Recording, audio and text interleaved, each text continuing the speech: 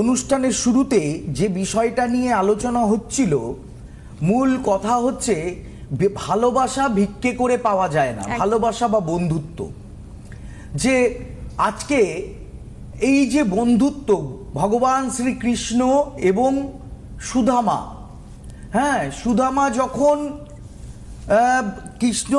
কৃষ্ণের রাজপ্রাসাদের সামনে দাঁড়িয়ে আছে সেই ভিখারির ড্রেসে, তখন দারোয়ানরা হাসছে, বলছে যে পরিচয় দিচ্ছে যে তুমি কি, বলল আমি কৃষ্ণের বন্ধু। বললো এই ভিখিরি তুমি কৃষ্ণের বন্ধু?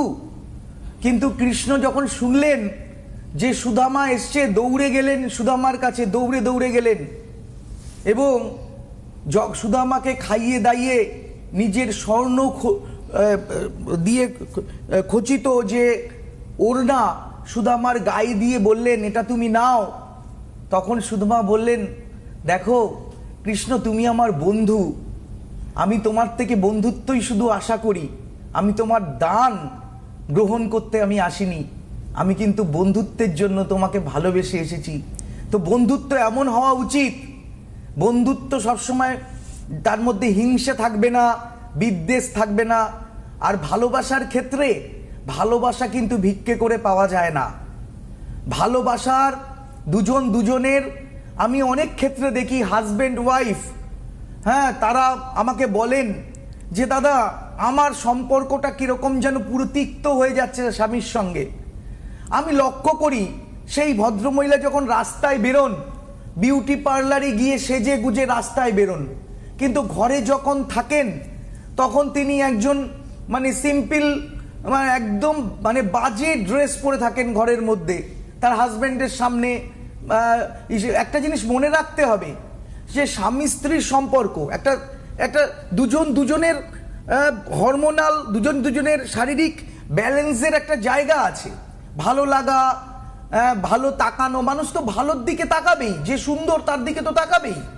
তো সেই জায়গা থেকে নিজেকে সবসময় ঠিক রাখতে হয়। এই জায়গাগুলো অনেকে ভুল করেন, জ্যোতিষীর কাছে দৌড়ন, তান্ত্রিকের কাছে দৌড়ন, বশীকরণ করে দিন আমার প্রিয় মানুষটাকে, কিন্তু তার মন কি ভালো লাগছে, সে কোনটা চায়, কোনটা ড্রেস পরলে সে সন্তুষ্ট হয়, এই দিকে কেউ তারা নজর করছে না।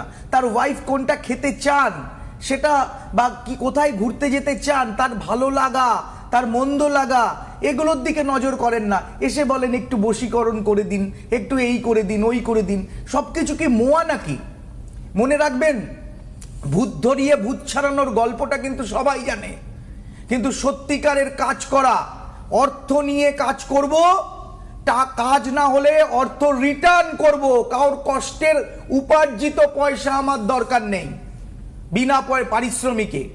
আপনারা আনন্দ করে আপনারা আমাকে অর্থ দেবেন, সেই অর্থে আমি চলবো এবং আমার লোককে প্রতিপালন করব এবং আমার মন্দিরের কাজে ব্যয় করব।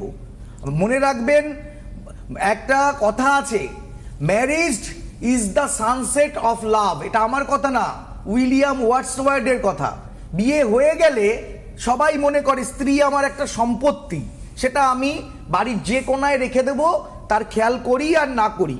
হাজবেন্ড আমার একটা সম্পত্তি, আমি তাকে খেতে না দিই, যত্ন না করি, তার খেয়াল না রাখি, তার ভালো মন্দ না রাখি, সে আমার হাজবেন্ড, অফিসিয়ালি হাজবেন্ড।